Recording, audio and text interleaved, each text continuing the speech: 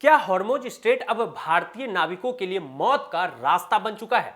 क्या Iran America टकराव की आग अब सीधे भारत तक पहुंच गई है? और आखिर ऐसा क्या हुआ कि भारत सरकार को रातों रात इतना बड़ा फैसला लेना पड़ा? आप देख रहे हैं इंडिया न्यूज, मैं हूं सूरज झा। ईरान और अमेरिका के बीच चल रहे युद्ध आग अब भारत तक आ पहुंची है, जिसके चलते भारत सरकार ने खाड़ी क्षेत्र में बढ़ते सुरक्षा खतरे को देखते हुए अगले आदेश तक हॉर्मुज स्ट्रेट से गुजरने वाले जहाजों पर भारतीय नाविकों की नई तैनाती रोक दी है। यानी अब भारतीय स्फेयर्स को इस बेहद संवेदनशील समुद्री मार्ग पर नए कॉन्ट्रैक्ट के तहत नहीं भेजा जाएगा। यह आदेश केवल नाविकों तक सीमित नहीं है, बल्कि जहाज मालिकों, शिप मैनेजमेंट कंपनियों और आरपीएसएल यानी भर्ती एजेंसियों पर भी लागू होगा। सरकार ने साफ कहा है कि अरब की खाड़ी, हॉर्मुज स्ट्रेट और आसपास के समुद्री इलाकों में ऑपरेशन करने वाली सभी कंपनियां हाई अलर्ट पर हैं और आईएसपीएस सुरक्षा नियमों का भी पूरी तरह पालन करें। लेकिन सवाल यह है कि अचानक क्यों लिया गया इतना बड़ा फैसला? तो आपको बता दें कि इस फैसले की सबसे बड़ी वजह है लगातार बढ़ते हमले। इसी सप्ताह हॉर्मुज स्ट्रेट और आसपास हुए हमलों में 2 भारतीय नाविकों की मौत हो गई थी।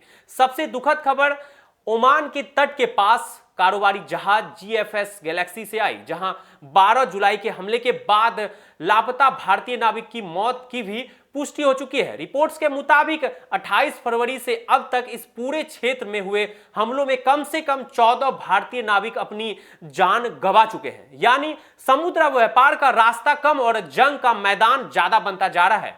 इसलिए अब समझ लेते हैं कि आखिर हॉर्मुज स्ट्रेट इतनी जरूरी क्यों है। इतनी मारकाट के बीच भी नाविकों की जान ही पड़ रहा है। दुनिया के सबसे अहम समुद्री मार्गों में शामिल हॉर्मुज स्ट्रेट से वैश्विक तेल और गैस आपूर्ति का बड़ा हिस्सा गुजरता है। अगर यहां असुरक्षा बढ़ती है तो उसका असर केवल मध्य पूर्व तक सीमित नहीं रहता, बल्कि भारत समेत पूरी दुनिया की ऊर्जा आपूर्ति, शिपिंग लागत और तेल की कीमतों पर पड़ता है। यही वजह है कि यहां का हर हमला पूरी दुनिया की चिंता बढ़ा देता है। अब आपको बताते हैं कि पिछले 24 घंटे में क्या बड़े अपडेट्स आए हैं।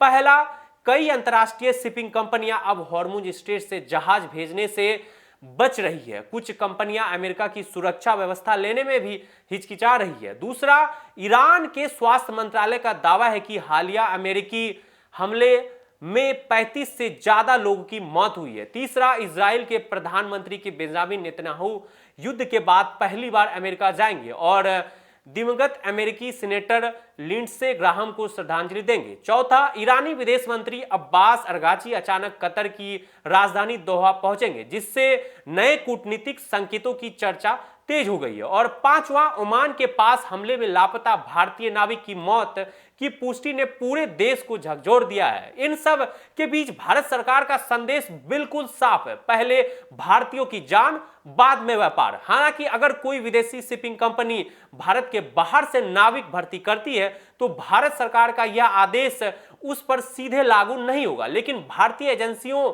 और भारत से होने वाली नई तैनाती फिलहाल रोक दी गई है। अब सबसे बड़ा सवाल, क्या हॉर्मुज स्ट्रेट में हालात और बिगड़ेंगे?